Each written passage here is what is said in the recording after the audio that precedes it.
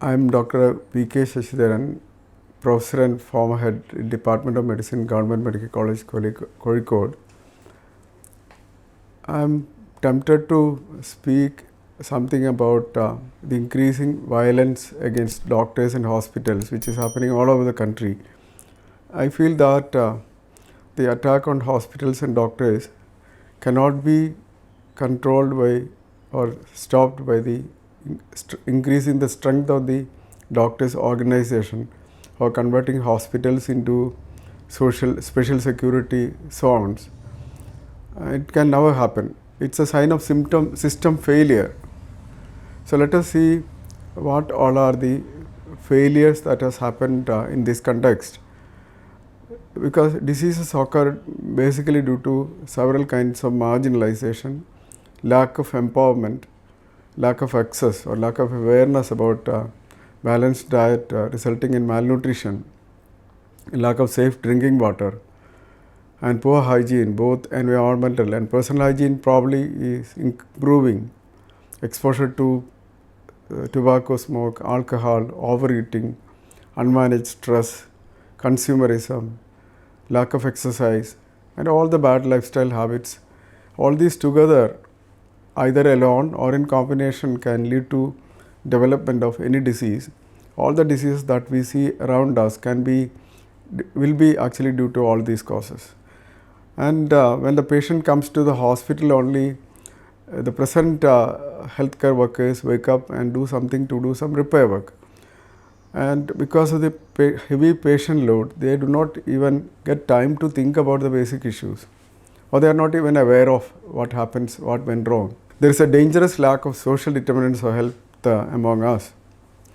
Everyone is in fact turning patients now. In fact, in a small survey we conducted, we found that about 40% are patients, and only 50 to 55% said that they don't have any disease at the moment. But in fact, they are all waiting to get some disease or other.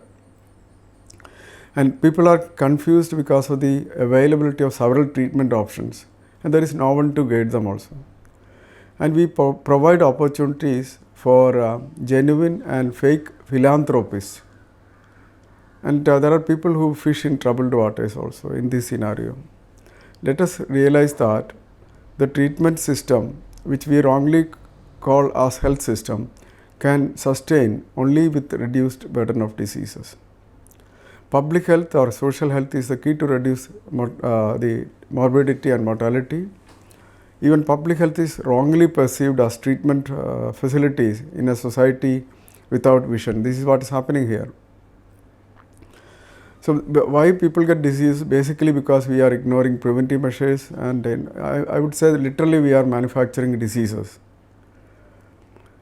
When diseases are occurring due to marginalization, lack of awareness, lack of social empowerment, wrong diet and lifestyle, people think that diseases are a natural outcome. They also believe that doctors must be capable of taking their disease without any failure. That they think that diseases are natural outcome. They also want expect the doctors to cure them always. But remember that in the medical profession, there are only three objectives when a patient comes. Cure is possible only sometimes. We can give comfort by relieving the symptoms with medications, that is comfort often, and console always, that means using consoling words. These are the three major objectives. We may not succeed in curing all the patients. This is a reality which people have to know. And therefore, the truth is that patients die only due to their disease or due to the marginalizations which made them patients. There is no patient who dies due to doctor's negligence or hospital negligence. This is a reality. Some of them may be picked up early if they have good family doctors to counsel them. Otherwise, the disease may progress to a serious stage. And when the disease has manifested fully, that also happens when there are no family doctors. It is impossible to save many such patients. And trying to save such patients who come to the hospital is like trying to save a person who is drowning or in a disaster or an accident, we may not succeed in that. And if you implicate a person who is trying to save a drowning person as responsible for his death, then only you can implicate a person who is trying to save a patient as responsible for the death of the patient. Trying to save someone is a natural instinct.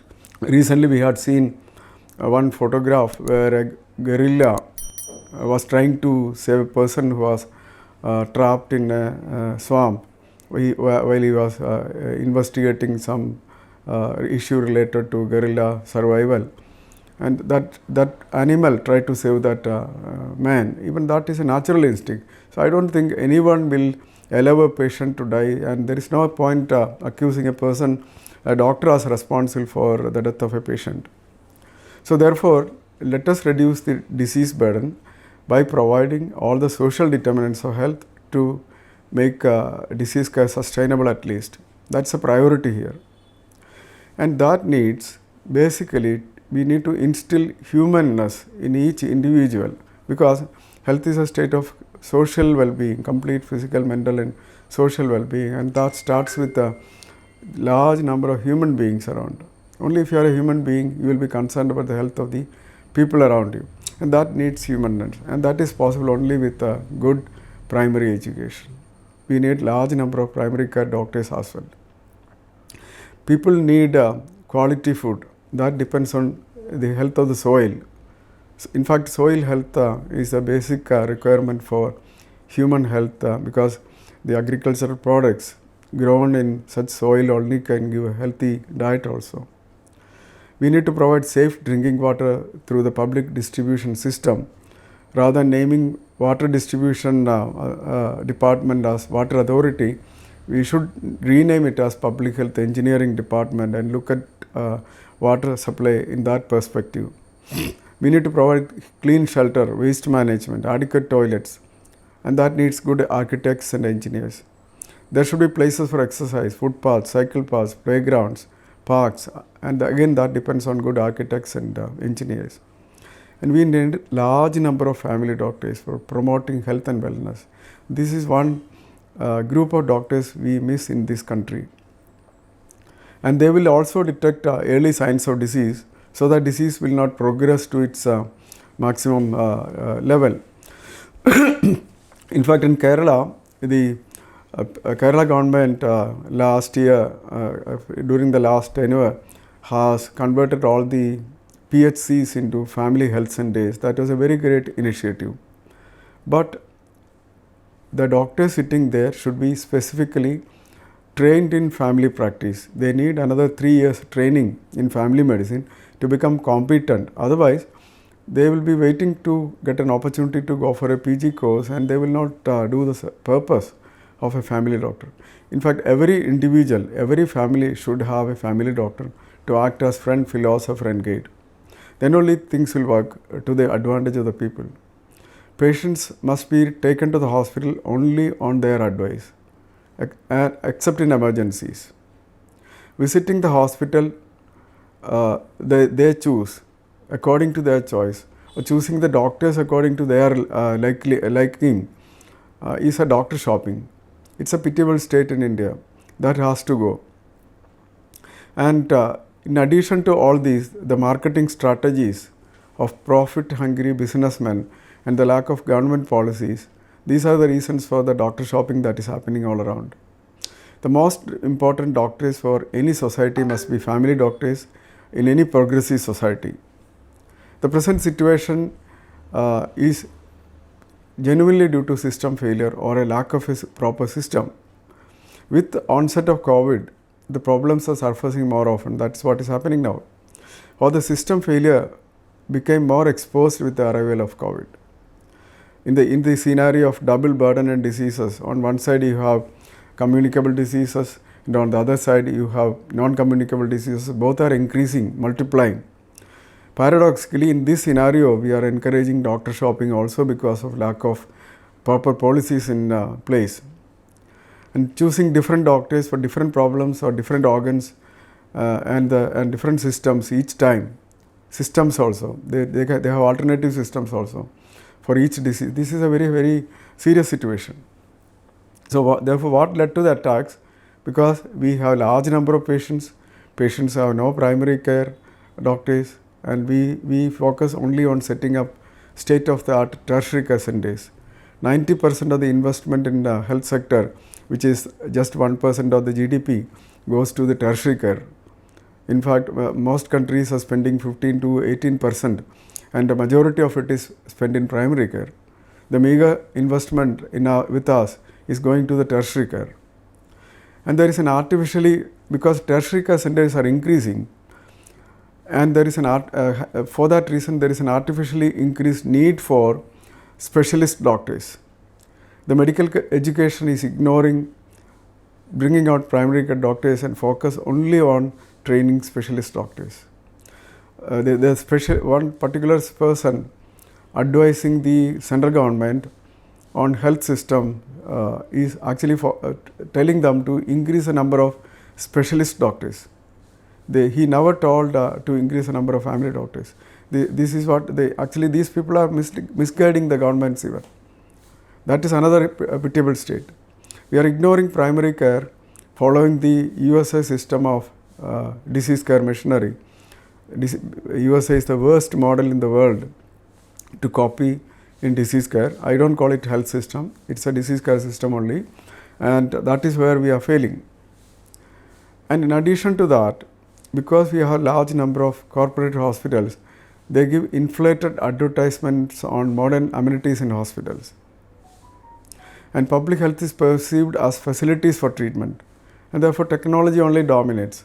Health system is often influenced by people with no vision or vested interest.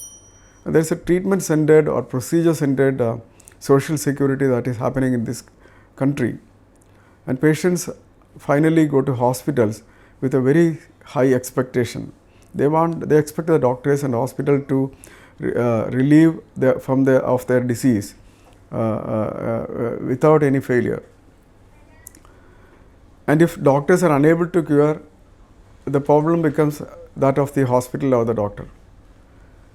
And people's representatives and educated community in this society are responsible in this scenario. They fail to realize that diseases are caused by marginalization. There has been no advancements in social empowerment and social determinants of health in this country. And what we see as attack on doctors and hospitals is just the final manifestation of all the ills that is happening around us. In a situation like this, problems begin when there is no opportunities for the doctors to communicate properly to the relatives of the patient, or when they fail to communicate. Again, the issue is communication gap. And if you had large number of family doctors, these doctors would have taken up the responsibility of communicating properly regarding the nature of illness, and therefore the allegations of negligence will not arise. So the attack on doctors and hospitals would continue if we do not set up an army of family doctors all over the country, if we continue without a referral system, and if we allow doctor shopping as it is happening today. Let us wake up and do something to stop it. So what are the hurdles to the solution? The increasing disease burden is the number one hurdles, as I mentioned before, and lack of good health policy and lack of uniformity in the standards of care in the hospitals that we have, absence of universal insurance coverage. Hospitals are built with profit as a driving force. Doctors are made to work for money in a society like this, and the lack of referral system. These are the 6 major causes that led to the problems, and these are the hurdles which we need to address. In fact, when you call a person as a doctor, he is genuinely a teacher also. It is truly referring to the family doctors only. So when you say talk about doctors, we genuinely mean family doctors only. Ideally, in a progressive society, about 80% of doctors must be working as family doctors. This is happening in many countries like Canada. And the objectives of basic medical education should be to prime doctors into family practice. In fact, that is what the society needs. If you look at the objectives of MBBS, which there are 10 of them, they are all meant for bringing out family doctors. But that alone is not happening. This is what we need to change. Therefore, finally, what should we do now? We need to have good communication skills, which is absolutely essential. And we are, as a stopgap arrangements, at least let us focus on this. Doctors should focus on that. Let us understand the feelings of the patient and relatives, which they have, but they don't have time to communicate. Have empathy. Medical education should focus on this basic need. We need to take time and explain regarding the nature of the illness. We need to identify a key person behind each patient to explain regarding the nature of the disease and the true picture of the disease. And then that person has to be updated regarding the progress, deterioration periodically, so that allegations or negligence will not come. And also explain to the patient when possible, to the extent that is possible, with appropriate language, including appropriate body language. Tell that doctors are doing the best that is possible. That is very important. In fact, they always do that. They always fail to communicate regarding this. Everyone, even if you allege a hospital as cutthroat hospital, they also would like to, would wish to improve that patient. Nobody would want to see the patient die. So they will do everything that is possible. But never generate over expectation in patients and young medical students by projecting technology as the availability of certain technologies in the hospitals. And let us stop all unhealthy marketing strategies by hospital owners. In future, what we should do? Every doctor should have, at least those who would guide the doctors and hospitals and governments should have 360-degree vision on individual health and public health. The doctors with 360-degree vision means doctors who work for the 90% of the people, that is family doctors. We need a large number of them at the base. And so therefore, training in family practice will give that 360-degree vision and the mindset needed for that. We need 360-degree vision on individual health. That is possible only for family doctors. And the public health 360-degree vision can be acquired by training in social and preventive medicine. Doctors in family practice also can acquire it if they have the desire for it. So these are the two key persons to focus on advising the government, to frame health policies. And the vision that is needed for the country is developed only by working with patients and also from input from genuine general practitioner doctors or family doctors. Such doctors only should be guiding the doctor community, that's the doctors organization, or the MBBS students, that is in the medical education sector, or framing policies for medical education, and the government also. The advice to the government also should come from doctors with 360-degree vision on individual health and public health. That is lacking in both the state and central governments. Therefore, the solutions to all the problems that we see in the medical profession is good primary education to all, to create humanness in the people around us. Nurturing humanness in a society is a prerequisite. And make primary school teaching as a most respected job, like the Scandinavian countries are doing. Ensure family doctors for all families and individuals. Health policy which is people-centered and not doctor-centered. We actually make a health system which is primarily doctor-centered. And we need large number of primary care doctors. 80% of the total number of doctors should be working as family doctors. Do not instill fear of disease as is happening in the COVID issue, and do not create over expectation in treatment. It is unethical to do that. We need to have a referral system. Each medical college should have family medicine department. Each district hospital and general hospital should start training in family medicine. There are about 80,000 MBBS seats, only 25,000 PG seats. 55,000 students every year are wasting their time preparing for entrance coaching.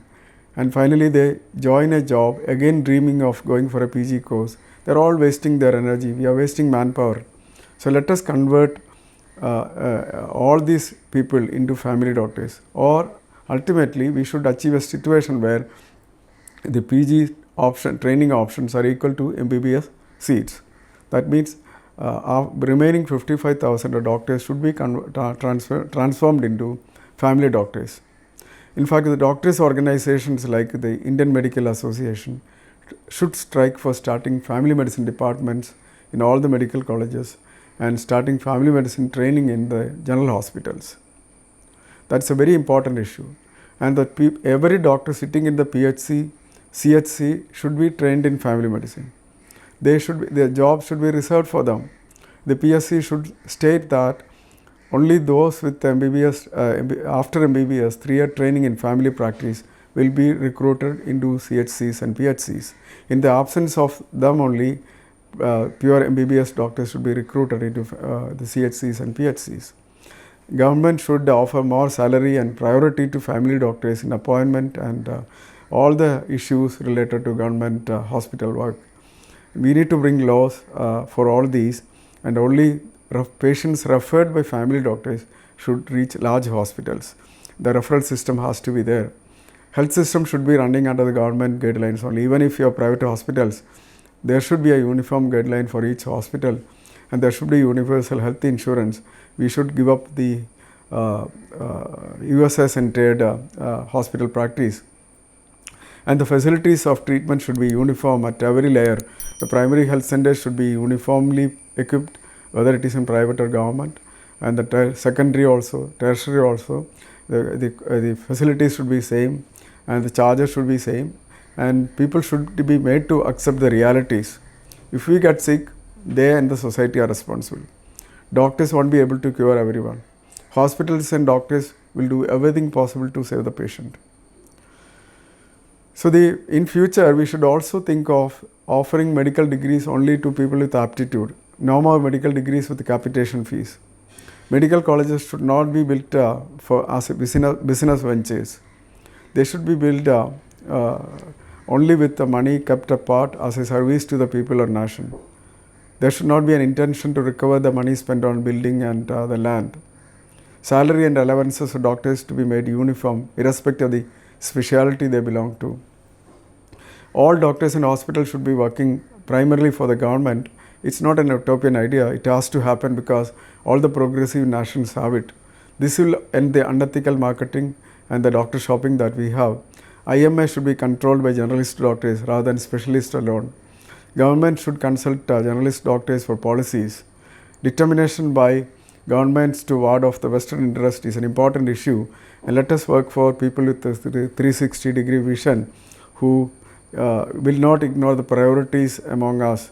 And we need to work for building a stable health pyramid, where at the base of which we have all the social determinants of health accessible to all individuals, including primary care doctors and safe drinking water, balanced diet, everything.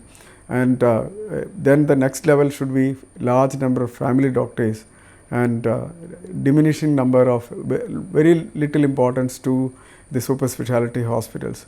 That kind of a stable health pyramid alone can solve the issue and stop the attack on hospitals and doctors. When you have a referral system, it will end. And this is an important issue the governments and people concerned with policy making have to look into, and it is an urgent issue. Let us hope that it will come to India, and we can stay healthy and stay safe even if problems like COVID comes to India. Thank you.